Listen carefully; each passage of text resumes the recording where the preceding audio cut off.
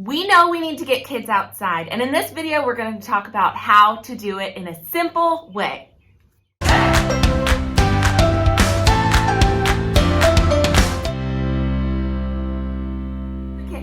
Every summer is a constant battle. The kids want to be inside watching TV, but we know we need them outside. These are educational activities, but they're very simple. That's why I'm calling this simple STEM, activities anyone can do at home or at school, outdoors, to help kids get that fresh air that they need. All right, so this week we are talking about gas.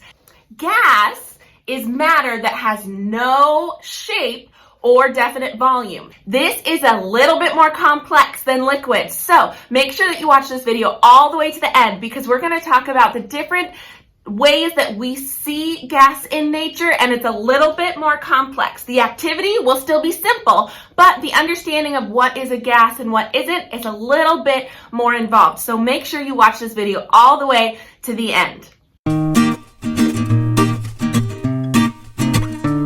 First step is getting your materials ready. I recommend for this week's activity that you do use the nature journal. Remember, there's a free printout in the nature journal video. Head on over there, I'll link it below. Also, I created a specific states of matter worksheet that's linked below. It's a free printout, but if you don't have a printer, just grab a regular notebook. Again, this can be done with 2-year-olds. My 2-year-old did it. We were drawing pictures of what we found. Or if you want, you can have a more advanced version where you have your students or kids write full sentences describing what they see. One material that I haven't mentioned before is binoculars. We have 2 types of binoculars that we use. I highly recommend that if you're going to be going through this whole series, that you get some too. We have these ones that was actually a build your own binocular set from Home Depot, so it was totally free. Otherwise, we received these ones as a gift. Shane got these for his birthday from his grandpa, and they're surprisingly really nice. They're very sturdy. So I will find a link to this same brand. We've really liked these, and it works well because it's nice to have 2 different types. Plus, I have 2 kids. Well, 3, but 2 that are using binoculars. So I will include a link to these ones below so you can, if you want, get the same ones that we have. So let's get to it. We're going to talk about gas. As I said, it has no definite shape, no definite volume. Often we can't even see it. So this week we are going to try to find examples of gas in nature. But make sure that you keep watching, because I'm going to go through 4 or 5 different examples of what you might think is gas in nature, but what might not actually be considered gas. Obviously, the air around us is gas. There are a lot of different properties to that gas that we cannot see. So how do we see or feel this gas that is around us? Here are a few examples.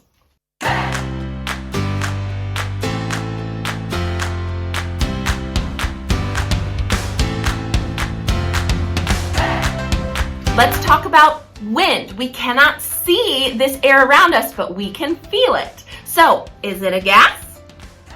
Yes, it is, and we can feel it, we can observe it, we can put it in our nature journal. I think that one looks like a popsicle. Like a popsicle.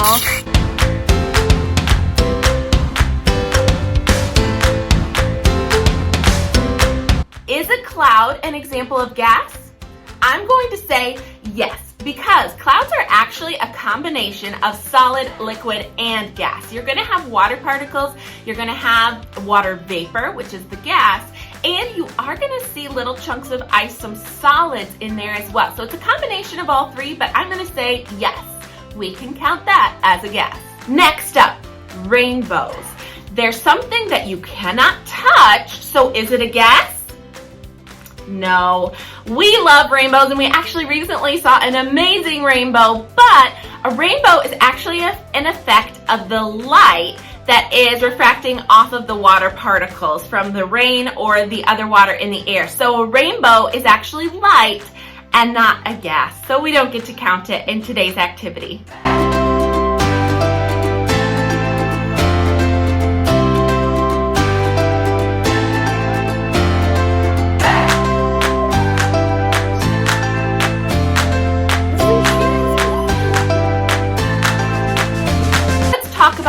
fog.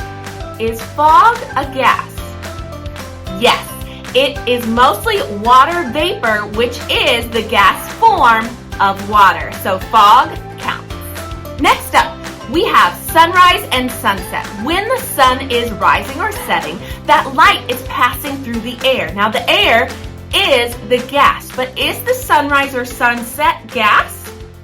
Technically, no. It is light that is reflecting off of the dust particles in the air. However, depending on the age of the group you're working with, you might want to go ahead and consider that the sunrise and sunset does count as a gas because that light allows us to see what otherwise is usually invisible.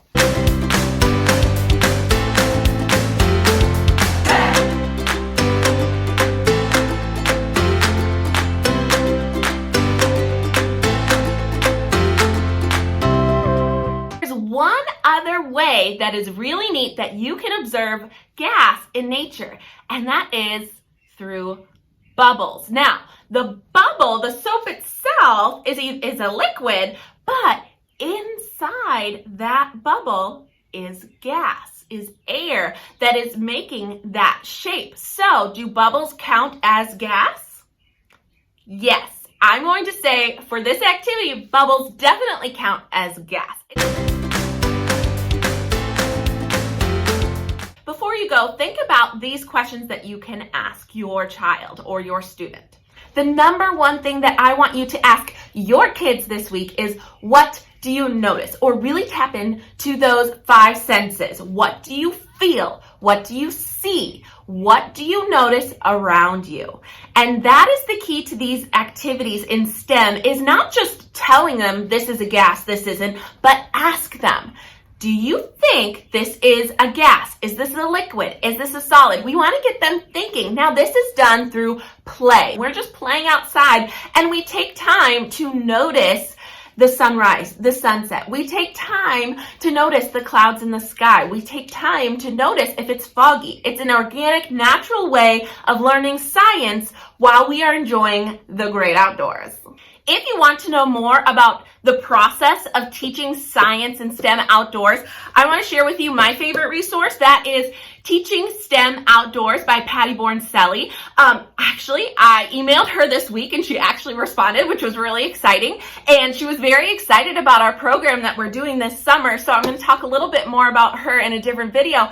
But if you are looking for more activity ideas, more than just one a week, if you're ready to dive in and do this every single day, I highly recommend this book. She has over 100 STEM starts, which are just like the activities that we're doing. So I will link this below so that if you are homeschooling or if you're a teacher and you want to try it out, I would get a copy of this book.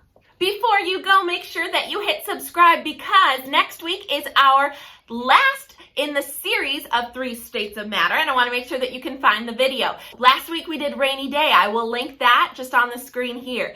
This week we were talking about gas. Now next week we're going to talk about solids. And we will see you next Friday for our next simple STEM activity because this summer we are getting kids outside.